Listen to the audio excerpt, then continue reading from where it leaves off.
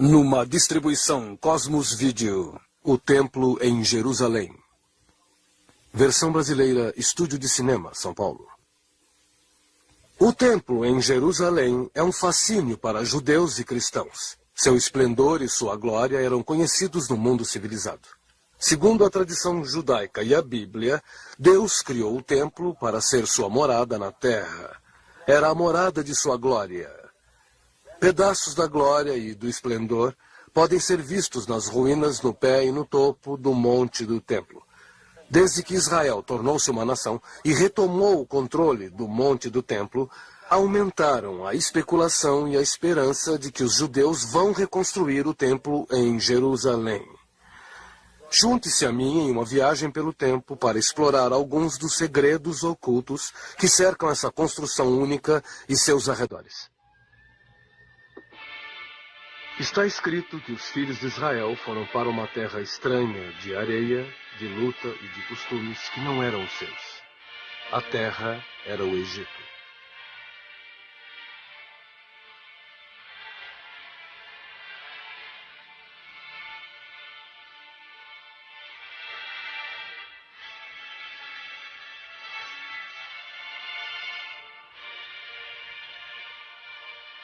Mas um novo rei surgiu no Egito.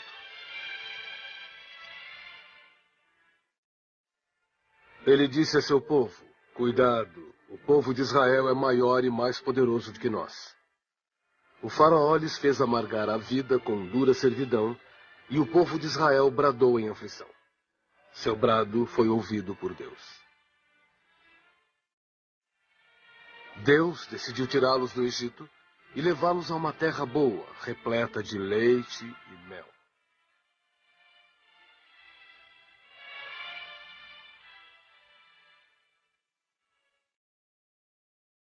Assim começou a longa viagem dos judeus do Egito para um lugar desconhecido e um destino escolhido por Deus.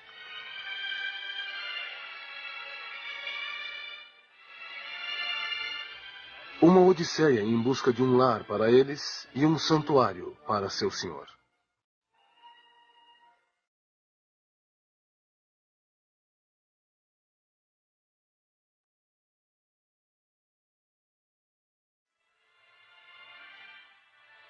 Em suas andanças pelo deserto do Sinai, Deus falou para o profeta Moisés, dizendo: fazei-me um santuário para que eu possa viver entre vós.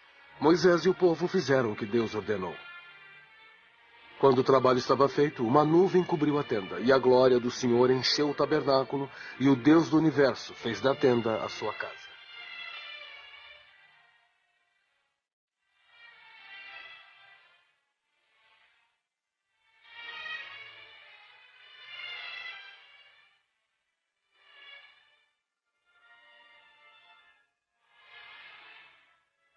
No Êxodo está escrito: a nuvem do Senhor ficava em cima do tabernáculo de dia, e de noite havia fogo visível por toda a casa de Israel durante toda a sua viagem. Dia após dia, noite após noite, milha após milha, ano após ano. 40 anos os judeus caminharam, fazendo acampamentos e desmontando as barracas para continuarem. Tribos de nômades levavam consigo seu Deus soberano. Cruzaram o rio Jordão para uma terra que pertencia a outros.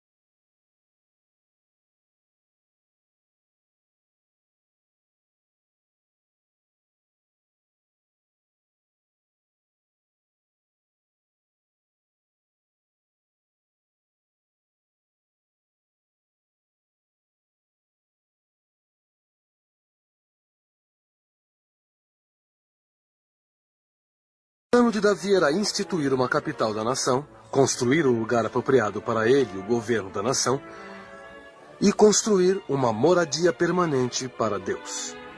Um templo. O lugar que escolheu para os três foi Jerusalém. Escolheu uma cidade em um monte. O lugar onde Deus disse para Abraão sacrificar seu filho, onde prometeu fazer uma grande nação.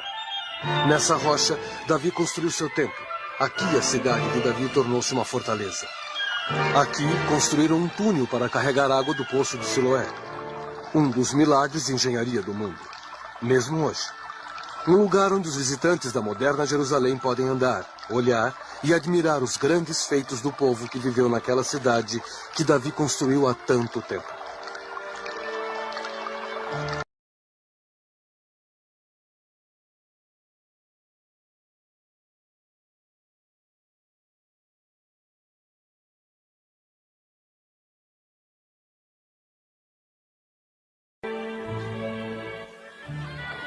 Davi reuniu os homens escolhidos de Israel, 30.000, e eles carregaram a arca de Deus de Silo para Jerusalém.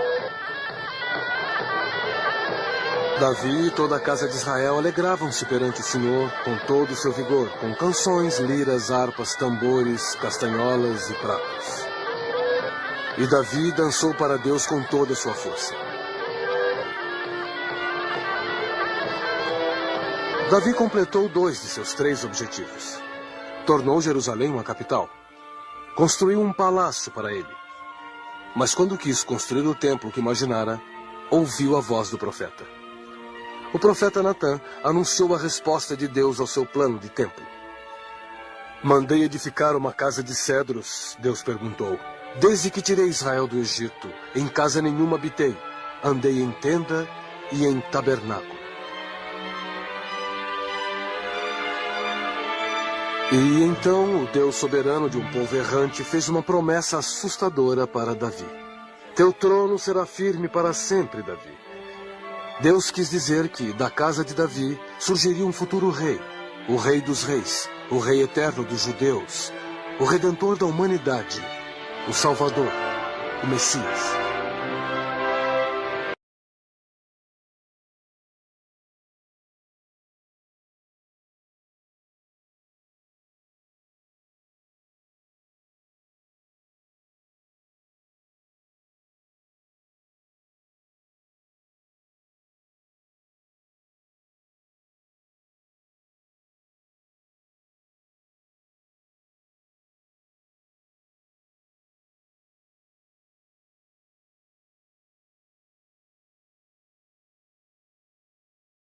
Cedro do Líbano, ciprestes, gravuras de botões de rosa e flores, palmeiras, anjos e no santuário, tetos e paredes de puro ouro. 7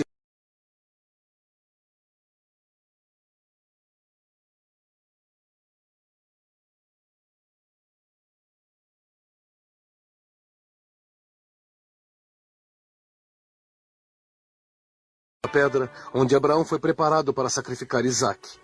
Nessa rocha, ergueu-se o templo mais glorioso que o rei Davi construiu como morada eterna de Jeová.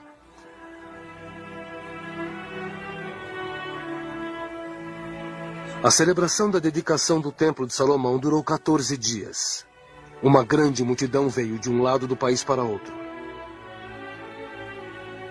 E Deus disse para Salomão: santifiquei este templo a fim de pôr ali meu nome para sempre. Se andares com inteireza de coração e sinceridade, e fizeres o que mandarei, confirmarei o trono do teu reino para sempre.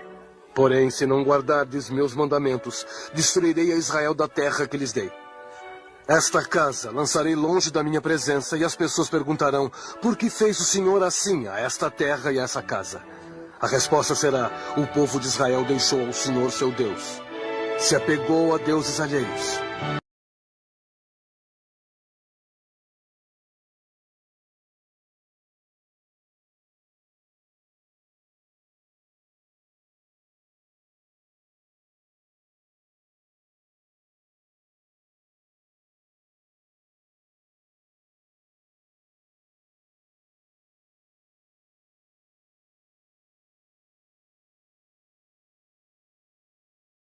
E assim Deus puniu o povo de Israel pelos seus pecados. Ele mandou inimigos, aflição, miséria, sofrimento.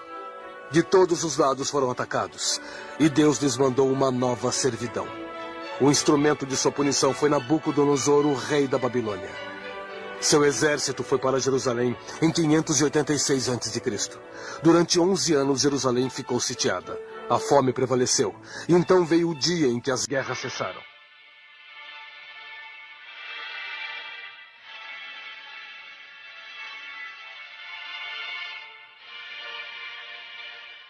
A cidade foi invadida. As pessoas foram amarradas com fios de bronze. Suas casas foram saqueadas e tesouros levados para a Babilônia. A casa de Deus foi queimada. Pilares, ouro e bronze foram levados para a Babilônia. E do povo, princesas, soldados e artesãos, os melhores, foram levados ao cativeiro. Assim, Judá foi levado embora para fora de seu país.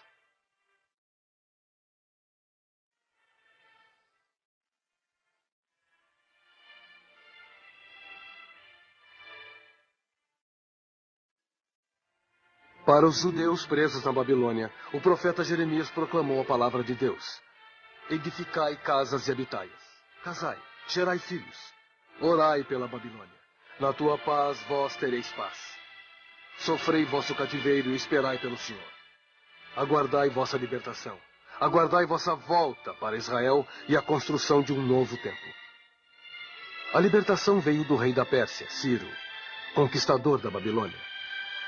O Senhor Deus dos céus me deu todos os reinos da terra. Ele me encarregou de lhe edificar uma casa em Jerusalém. Voltai para Israel, para essa tarefa. Assim, Deus termina a punição de seu povo e o leva para casa. Era setembro, a época da festa dos tabernáculos. Mas só em junho começaria o novo templo, sob os olhos atentos de um descendente de Davi, Zorobabel.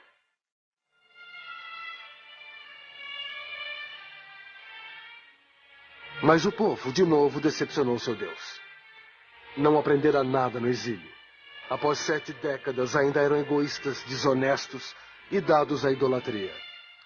Levaram sacrifícios maculados ao templo e abandonaram o templo em si. Deus avisou, se não mudarem vossos modos e derem glória ao meu nome, mandar-lhes-ei punição terrível. O portador desse presente de ira foi um grego. Antíoco Epifanes, com seu exército, invadiu Jerusalém. A observância das leis judaicas era proibida.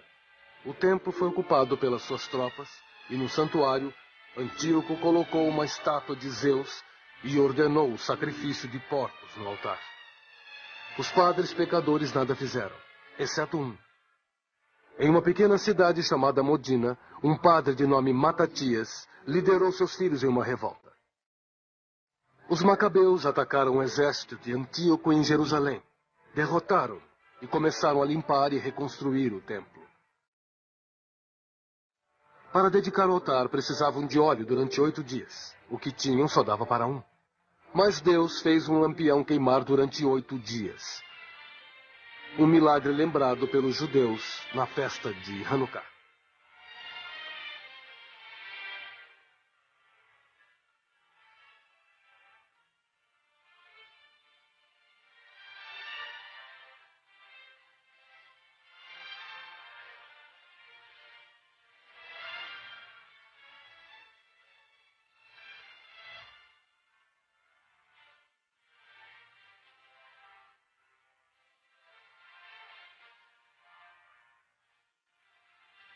Os macabeus podem ter expulsado os gregos do templo, mas não conseguiram exterminar a influência da cultura grega. Israelitas e Jerusalém estavam sob seu feitiço. Era chique ser grego. Isso nunca foi tão óbvio como na vida e estilo do maior construtor que Israel conheceu desde os dias de Salomão, rei Herodes, o Grande. Ele tinha uma visão para uma cidade nova e magnífica, a Jerusalém de Herodes. Ele demoliu e construiu ou reconstruiu. Uma visão herodiana de uma grande capital para uma grande nação. Naquela cidade, nada seria maior e mais impressionante do que a reconstrução do templo.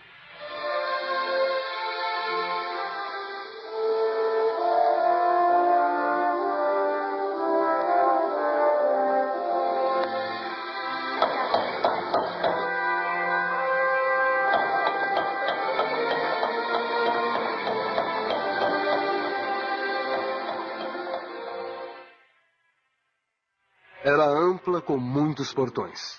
O portão da chama, o da oferenda, o da canção, da água, das mulheres. Havia muitos pátios. Pátio dos padres, dos israelitas, das mulheres, dos cristãos. Todos circundavam e levavam ao santuário. Atrás de um véu era inacessível, inviolável. Mas a presença de Deus nunca foi tão real como foi nas tendas dos tabernáculos ou na época de Salomão. Mas os judeus adoravam esse templo e chegavam em multidões. O templo era 2 vezes mais alto do que a cúpula da estrutura que está no local hoje. Foi para o templo de Herodes que veio um homem de Nazaré. Seu nome era Jesus de Nazaré. Diziam que ele era o Messias prometido. Aquele que a Bíblia disse que viria não liderando um exército, mas humilde, montado em um burro. Hoje, milhares de peregrinos percorrem o caminho de Jesus do Monte das Oliveiras, pelo Vale de Kidron e monte acima para a mesma cidade. É um dia de alegria e comemoração, como foi o dia quando Jesus entrou na cidade indo para o templo. As pessoas o receberam com canções, vivas, flores e com ramos postos na sua frente, formando um caminho para a cidade e um templo glorioso posto no monte como uma coroa, brilhando na dourada luz do sol de Deus.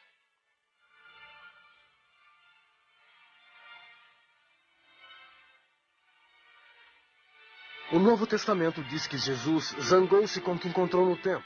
Ele expulsou aqueles que vendiam e compravam dentro do templo. Virou as mesas dos mercadores e disse: "Não está escrito? Minha casa será casa de oração para todas as nações." Naquele dia, Jesus previu que não ficaria pedra sobre pedra. O templo seria destruído de novo e só seria reconstruído no dia do Senhor.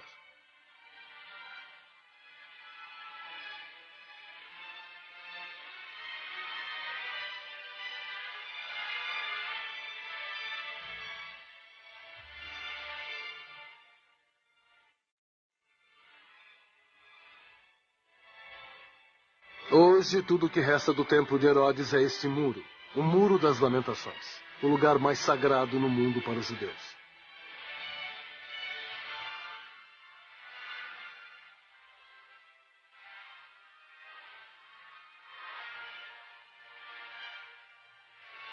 A destruição do templo, que foi erigido em cima desse muro santificado, aconteceu 40 anos depois da profecia de Jesus. Foi queimado pelos romanos em sua guerra contra os judeus. Para os judeus, o templo era o centro de sua devoção. Era o lugar onde faziam sacrifícios para o Senhor. Era o coração da sua religião. Agora, só havia sobrado o sonho do dia quando ele seria reconstruído, como Deus havia prometido.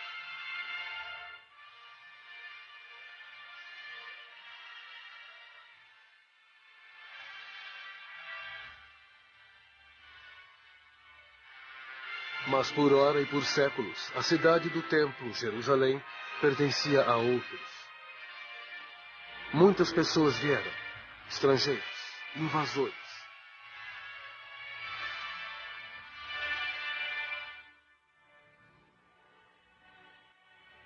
Após os romanos vieram os bizantinos, depois os justinianos, os persas, os turcos, as cruzadas, os mamelucos, de novo os turcos. Parecia que Jerusalém sempre pertenceria a todos, exceto aos judeus.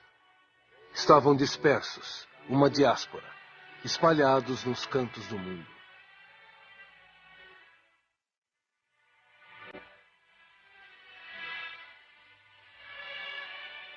Sem um templo, a sinagoga tornou-se o centro de adoração.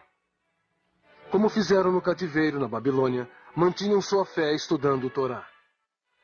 Em vez do sacrifício do templo, os judeus sacrificaram a si e seus tesouros.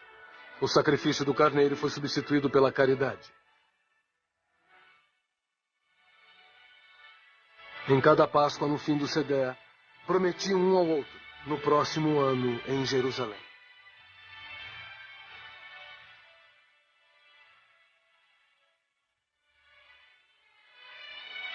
A volta para Israel tinha um objetivo político: a criação de um Estado judeu. O movimento chamava-se sionismo. Era o sonho de um grupo de judeus europeus. Sua realização fora prometida pelos poderes que governavam na Palestina. A Grã-Bretanha declarou que haveria um Estado judeu, mas anos decorreriam antes que a promessa da Declaração de Balfour virasse realidade.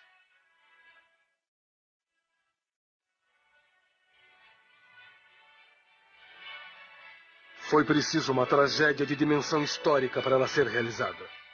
Na Alemanha, a resposta aos judeus foram ódio, opressão, leis raciais e morte. A solução nazista não foi uma nova pátria para os judeus, e sim campos de concentração. Nesses campos, a solução era a morte, em uma escala ampla. Em Jerusalém está a memória cultuada do Holocausto e a luta por uma pátria judia que se seguiu à Segunda Guerra Mundial.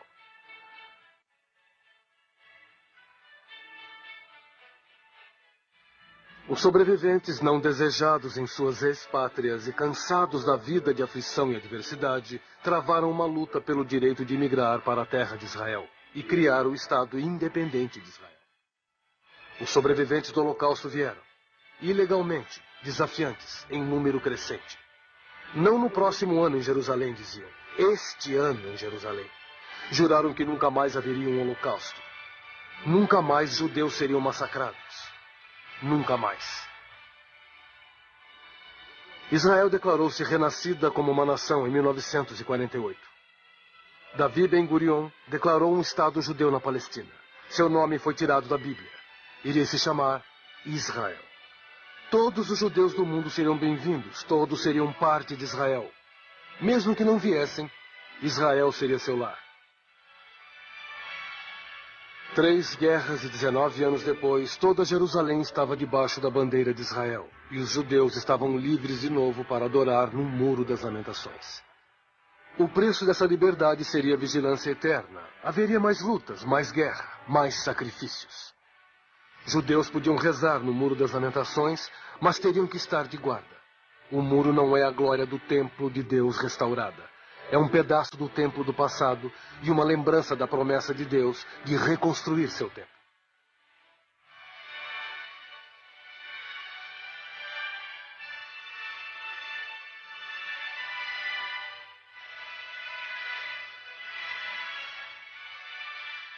Minha alma almeja e anseia, diz o salmista, anseia pelas cortes do Senhor. Está escrito no livro de Ageu.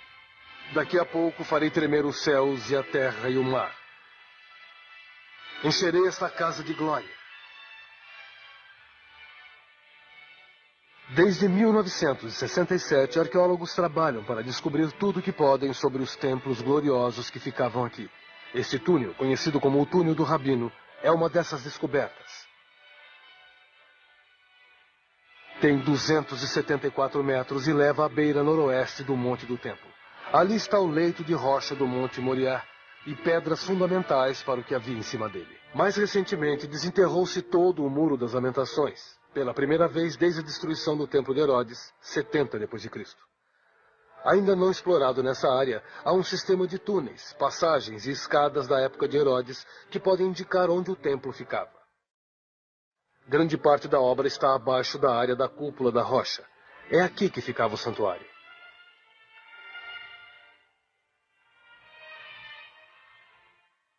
Perto dali, no bairro judeu de Jerusalém, jovens levitas estudam os pergaminhos do templo, preparando-se para o dia em que o templo será reconstruído. Muitos estudiosos das profecias dizem que todas as peças do plano de Deus estão se encaixando como um quebra-cabeças gigante. Muitos hoje veem a volta dos judeus para a sua pátria, a criação do Estado de Israel, a tendência de eventos atuais apontando um confronto progressivo entre Oriente e Ocidente, com Israel no centro. A unificação da cidade de Jerusalém e as descobertas do seu passado antigo e santificado como certos sinais da mão de Deus moldando o futuro, preparando o caminho para o fim dos tempos, o dia do Senhor e a vinda do Messias. Está dito que esse portão, o portão dourado, fechado desde a época das cruzadas, só será aberto de novo para o Messias.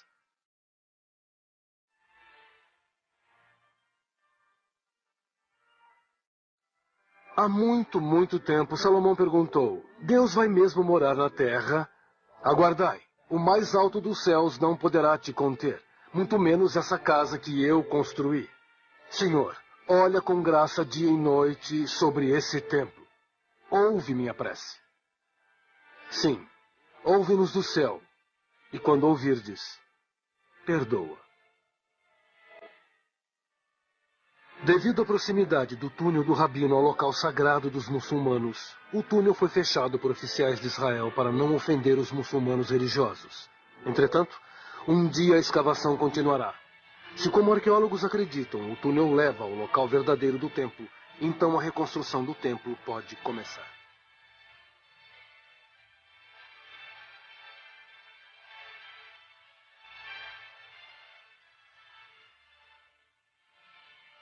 Construção única e seus arredores. Está escrito que os filhos de Israel foram para uma terra estranha, de areia, de luta e de costumes que não eram os seus. A terra era o Egito.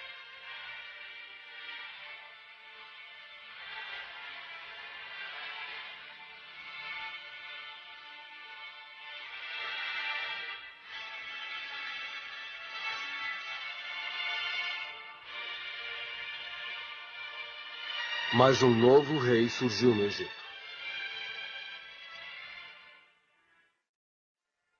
Ele disse a seu povo: cuidado, o povo de Israel é maior e mais poderoso do que nós. O faraó lhes fez amargar a vida com dura servidão, e o povo de Israel bradou em aflição. Seu brado foi ouvido por Deus. Deus decidiu tirá-los do Egito e levá-los a uma terra boa, repleta de leite e mel.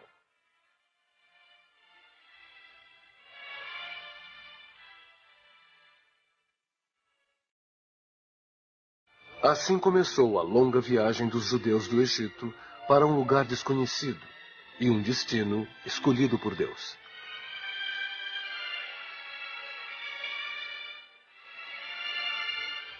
Uma odisseia em busca de um lar para eles e um santuário para seu senhor.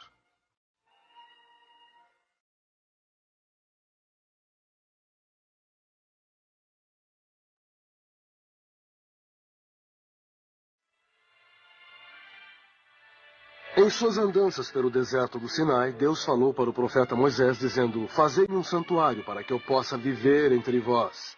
Moisés e o povo fizeram o que Deus ordenou. Quando o trabalho estava feito, uma nuvem cobriu a tenda, e a glória do Senhor encheu o tabernáculo, e o Deus do universo fez da tenda a sua casa.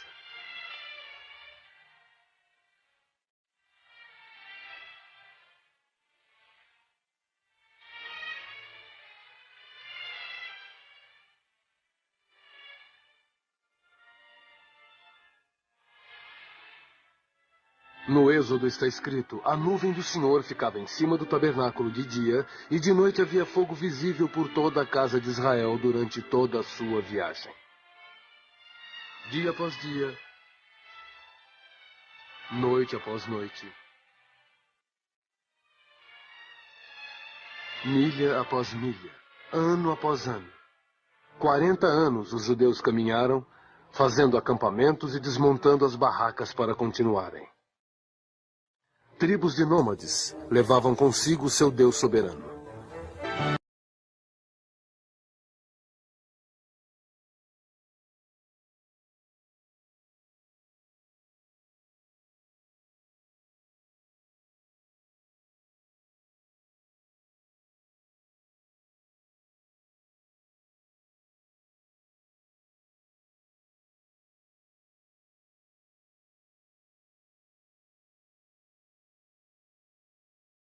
E assim Deus puniu o povo de Israel pelos seus pecados.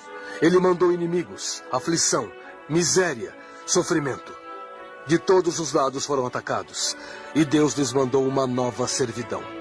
O instrumento de sua punição foi Nabucodonosor, o rei da Babilônia. Seu exército foi para Jerusalém em 586 a.C. Durante 11 anos, Jerusalém ficou sitiada. A fome prevaleceu. Então veio o dia em que as guerras cessaram.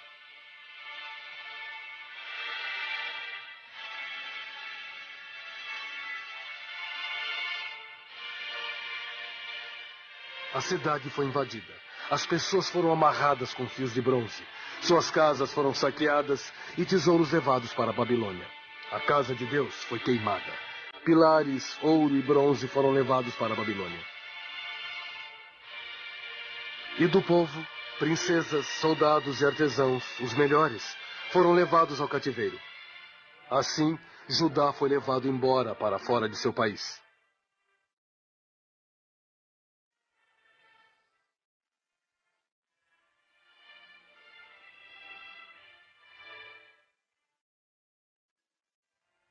Para os judeus presos na Babilônia, o profeta Jeremias proclamou a palavra de Deus. Edificai casas e habitai-as. Casai, gerai filhos. Orai pela Babilônia. Na tua paz vós tereis paz. Sofrei vosso cativeiro e esperai pelo Senhor. Aguardai vossa libertação. Aguardai vossa volta para Israel e a construção de um novo templo.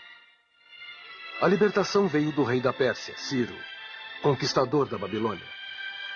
O Senhor Deus dos céus me deu todos os reinos da terra. Ele me encarregou de lhe edificar uma casa em Jerusalém. Voltai para Israel, para essa tarefa. Assim, Deus termina a punição de seu povo e o leva para casa. Era setembro, a época da festa dos tabernáculos. Mas só em junho começaria o novo templo, sob os olhos atentos de um descendente de Davi, Zorobabel.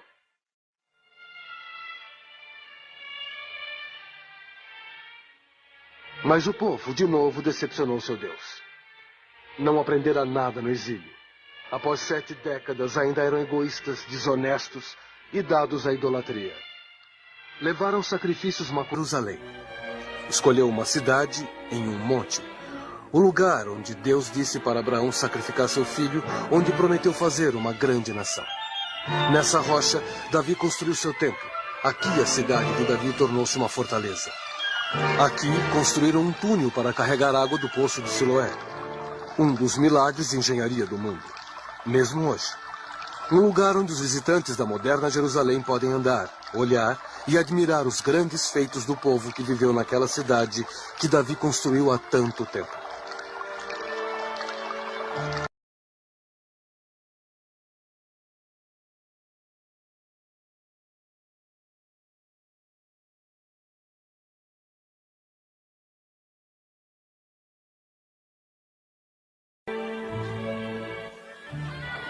Davi reuniu os homens escolhidos de Israel, 30.000, e eles carregaram a arca de Deus de Silo para Jerusalém.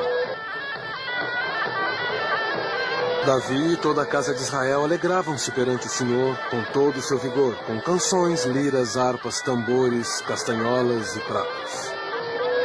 E Davi dançou para Deus com toda a sua força. Davi completou 2 de seus 3 objetivos. Tornou Jerusalém uma capital. Construiu um palácio para ele. Mas quando quis construir o templo que imaginara, ouviu a voz do profeta. O profeta Natã anunciou a resposta de Deus ao seu plano de templo. Mandei edificar uma casa de cedros, Deus perguntou. Desde que tirei Israel do Egito, em casa nenhuma habitei. Andei em tenda e em tabernáculo. E então o Deus soberano de um povo errante fez uma promessa assustadora para Davi. Teu trono será firme para sempre, Davi. Deus quis dizer que da casa de Davi surgiria um futuro rei, o rei dos reis, o rei eterno dos judeus, o redentor da humanidade, o Salvador, o Messias.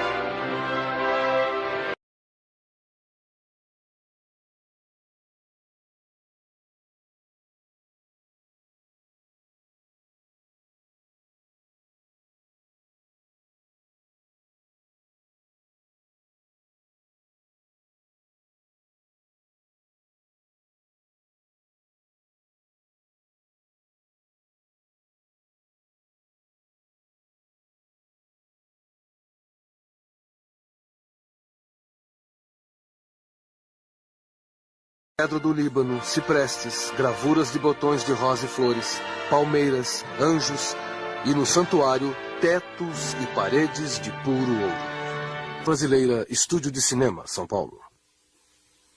O templo em Jerusalém é um fascínio para judeus e cristãos. Seu esplendor e sua glória eram conhecidos no mundo civilizado. Segundo a tradição judaica e a Bíblia, Deus criou o templo para ser sua morada na terra. Era a morada de sua glória. Pedaços da glória e do esplendor podem ser vistos nas ruínas no pé e no topo do monte do templo. Desde que Israel tornou-se uma nação e retomou o controle do monte do templo, aumentaram a especulação e a esperança de que os judeus vão reconstruir o templo em Jerusalém. Junte-se a mim em uma viagem pelo tempo para explorar alguns dos segredos ocultos que cercam essa construção única e seus arredores. Está escrito que os filhos de Israel foram para uma terra estranha, de areia, de luta e de costumes que não eram os seus. A terra era o Egito.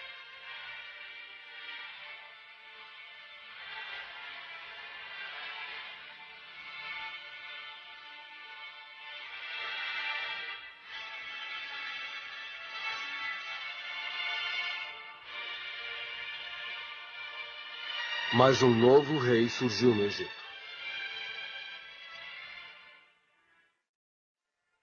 Ele disse a seu povo: cuidado, o povo de Israel é maior e mais poderoso do que nós. O faraó lhes fez amargar a vida com dura servidão, e o povo de Israel bradou em aflição. Seu brado foi ouvido por Deus.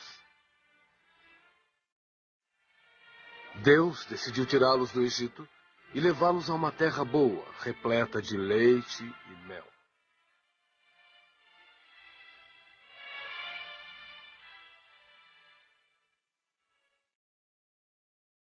Assim começou a longa viagem dos judeus do Egito para um lugar desconhecido e um destino escolhido por Deus.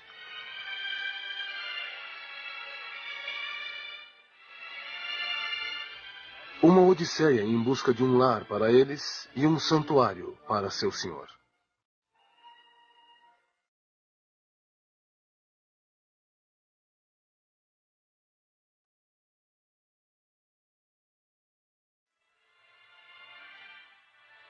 Em suas andanças pelo deserto do Sinai, Deus falou para o profeta Moisés, dizendo: fazei-me um santuário para que eu possa viver entre vós. Moisés e o povo fizeram o que Deus ordenou. Quando o trabalho estava feito, uma nuvem cobriu a tenda, e a glória do Senhor encheu o tabernáculo, e o Deus do universo fez da tenda a sua casa.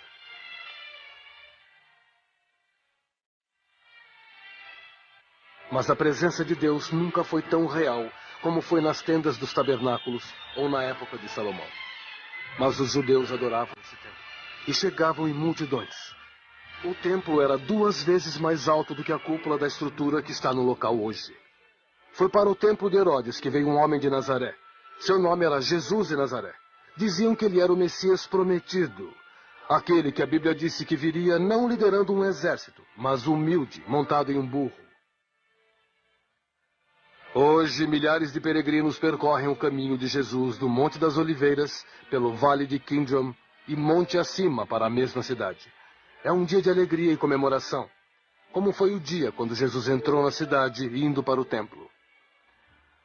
As pessoas o receberam com canções, vivas, flores e com ramos postos na sua frente, formando um caminho para a cidade e um templo glorioso posto no monte como uma coroa, brilhando na dourada luz do sol de Deus.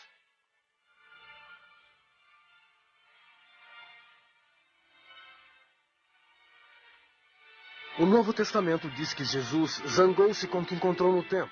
Ele expulsou aqueles que vendiam e compravam dentro do templo. Virou as mesas dos mercadores e disse: não está escrito? Minha casa será casa de oração para todas as nações. Naquele dia, Jesus previu que não ficaria pedra sobre pedra.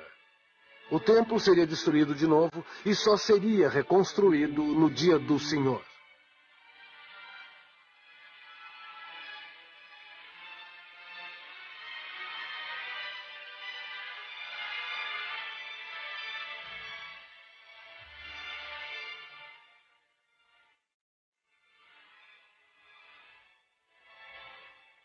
Hoje, tudo o que resta do templo de Herodes é este muro, o Muro das Lamentações, o lugar mais sagrado no mundo para os judeus.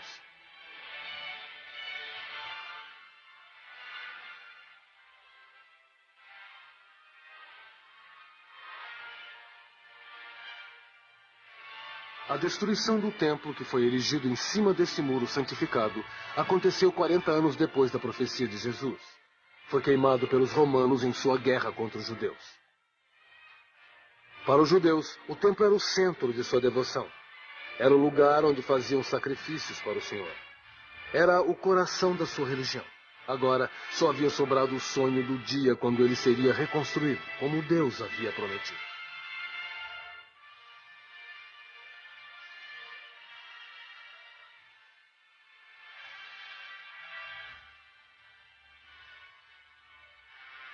Mas por hora e por séculos, a cidade do templo, Jerusalém, para dedicar o altar precisavam de óleo durante 8 dias. O que tinham só dava para um.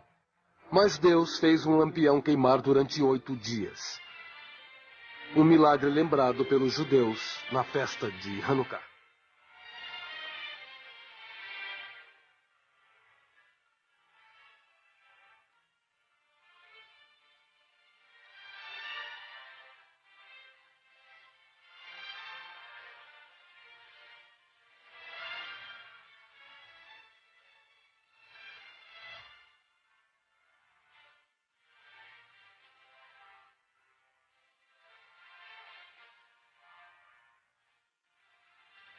Os macabeus podem ter expulsado os gregos do templo, mas não conseguiram exterminar a influência da cultura grega.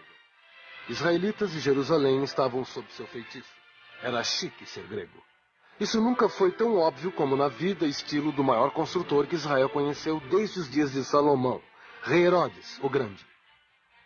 Ele tinha uma visão para uma cidade nova e magnífica, a Jerusalém de Herodes. Ele demoliu e construiu ou reconstruiu. Uma visão herodiana de uma grande capital para uma grande nação. Naquela cidade, nada seria maior e mais impressionante do que a reconstrução do templo.